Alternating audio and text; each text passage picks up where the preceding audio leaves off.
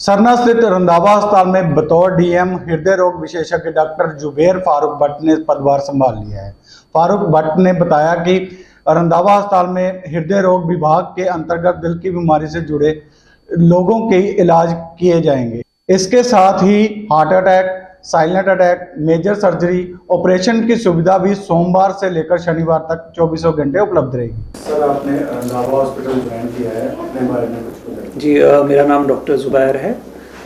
मैंने अपनी एजुकेशन जो है DM cardiology Safdarjung hospital Delhi से की है और मैंने रिसेंटली यहाँ पे as a full time cardiologist join किया है रंधावा हॉस्पिटल में।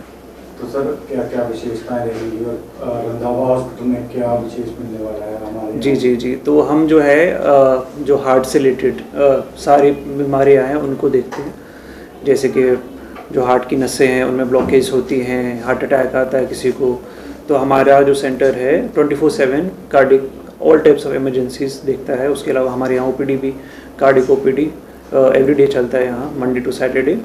और हम जैसे कार्डिक स्टेंट्स होते हैं या पेसमेकर्स, अलग अलग डिवाइस होते हैं, वो सब हम यहाँ पे करते हैं हमारे यहाँ। उसके अलावा जैसे भी कि जो बाकी जो नसें होती हैं बॉडी में, जैसे लेग की नसें, ब्लड वेसल जो होते हैं, उस सब के साथ भी हम डील करते हैं। उसके अलावा सर, लेग की बात की आपने, रिसेंटली कोई पेशेंट आया था आपके पास जो जी हाँ, क्रिटिकल कंडीशन में आपके पास पहुंचा था और काफ़ी पैर उसका जो है लात उसकी काफ़ी स्वेलिंग थी। सर, क्या कहना उसके बारे में? जी हाँ। तो मैंने एक्चुअली रिसेंटली यहाँ पे ज्वाइन किया, तो एक पेशेंट यहाँ पे हमारे यहाँ आया था, कहीं और से आया था एक्चुअली ऑपरेटेड। उनका फ्रैक्चर फीमर था, पहले कहीं और ऑपरेटेड होके हमारे पास आया था। काफ़ी स्वेलिंग थी उसकी, थाई जो होती है टांग में, काफ़ी स्वेलिंग थी और हमारे पास आए थे। और फिर यहाँ पे जब हमने देखा, इवैल्यूएट किया, उनका यहाँ पे सीटी एंजियोग्राम हुआ, उस पर ये पता चला कि जो फेमोरल आर्टरी होती है, सुपरफिशियल फेमोरल आर्टरी, जो टांग की मेन नस जो होती है, जो पूरी जो एक टांग को सप्लाई करती है ब्लड, तो उसमें एक जगह एक फटी हुई थी, बेसिकली लीकेज थी उसमें, सीडो एनेरिज्म बोलते हैं उसको हमारी लैंग्वेज में। तो वो था उसमें। तो फिर हमने देखा, हमने प्लान किया, उसकी हमने एंजियोग्राफी की, पेरिफेरल एंजियोग्राफी, और उसके बाद हमने देखा कि एक बड़ा सा सीडो एनेरिज्म है। फिर हमने वहाँ पे एक उसको बोलते हैं पेरिफेरल स्टेंट ग्राफ्ट, वो डिप्लॉय किया और जो लीकेज है उसमें वो सारी बंद हो गई। और उसके बाद वही पेशेंट भी बेटर है उसके बाद, और जो हमने चेक किया उसके बाद पूरा का पूरा जो लीकेज है वो स्टॉप हो गया था उसका, और पेशेंट भी बेटर है। जी सर, पठानकोट वासी को क्या मैसेज देना चाहोगे इसके बारे में? मैं ऐसे बोलना चाहूँगा कि जैसे हमारा सेंटर है, इसमें ऑल टाइप ऑफ जो भी कार्डिक प्रॉब्लम्स हैं, कार्डिक इश्यूज़ हैं, वो सब हम डील करते हैं यहाँ पे। तो हार्ट का ख्याल रखना है, क्योंकि हार्ट है तो ज़िंदगी है, तभी लाइफ है। तो हार्ट का बस ख्याल रखिए, और हम यहाँ पे हैं आप लोगों के लिए। सर, देखने को आता है पठानकोट के काफ़ी पेशेंट जो है बाहर सर्जरी के लिए जाते हैं। जी। किस लेवल तक क्रिटिकल कंडीशन में जो पेशेंट आपके पास पहुंचे उसको ट्रीट कर सकते हैं? जी, हमारे यहाँ जो है 24/7 एक आईसीयू है विद ऑल द फैसिलिटीज़। और जैसे भी किसी भी लेवल का क्रिटिकल पेशेंट हो, चाहे कार्डिक अरेस्ट में जो पेशेंट्स आते हैं जिनकी फिर हम जान लाते हैं विद सीपीआर एंड ऑल, जो भी है, मतलब किसी भी लेवल का जो क्रिटिकल केयर सब हमारे पास यहाँ पे है।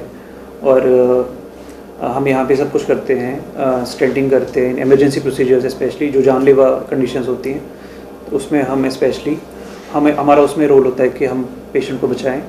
और कोई भी कार्डिक इमरजेंसी हम यहाँ पे डील करते हैं। हमारे पास सभी फैसिलिटीज़ यहाँ पे, काफ़ी सारे टेस्ट होते हैं जिससे हमें आइडिया मिलता है कि क्या इशू है। उसके बाद फिर depending on the results of the test we can go for further test. जैसे फिर हम एंजियोग्राफी करते हैं पेशेंट्स की, उसमें पता चलता है कितना ब्लॉकेज है नसों में, और फिर डिपेंडिंग ऑन दैट स्टेंटिंग या जो भी करना होता है वो करते हैं उसके बाद।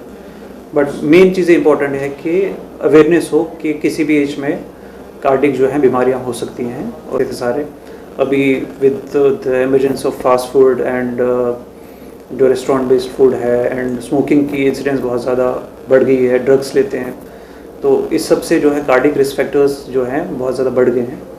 तो ये भी इम्पोर्टेंट है कि हम इस सब पे भी ध्यान दें, डाइट के बारे में लोगों में अवेयरनेस लाएँ, इस बैड हैबिट्स जो हैं इसके बारे में भी अवेयर करें लोगों को। जी सर, काफ़ी यंग एज में साइलेंट अटैक जैसी गंभीर बीमारी से ग्रस्त हो रहे हैं लोगों को, क्या अवेयर करना चाहिए? हाँ, ऐसा देखा गया कि अब जैसे मतलब टाइम्स आगे बढ़ रहे हैं, तो जो ये हार्ट अटैक पहले बोलते थे कि मोस्टली ये ओल्ड एज में होता है, मतलब आफ्टर 50 और समथिंग, बट अभी देखा गया कि इवन यंग पेशेंट हमारे पास आते हैं, इवन एज यंग एज 20 या 25 ईयर्स, इस रेंज में भी हमारे पास पेशेंट्स आते हैं जिनको हार्ट अटैक होता है, या इवन कभी साइलेंट अटैक भी होता है। कुछ पेशेंट्स को पता ही नहीं चलती है कि हार्ट अटैक होता है, और क्योंकि उनको बाकी चीज़ें भी होती हैं, जैसे डायबिटीज़ होता है, या तो कभी पता भी नहीं चलती है। इसीलिए कार्डिक बड़ा एक ऐसा ऑर्गन है जिसके लिए काफ़ी केयर मतलब बहुत इंपॉर्टेंट है कि एक जनरल अवेयरनेस हो कि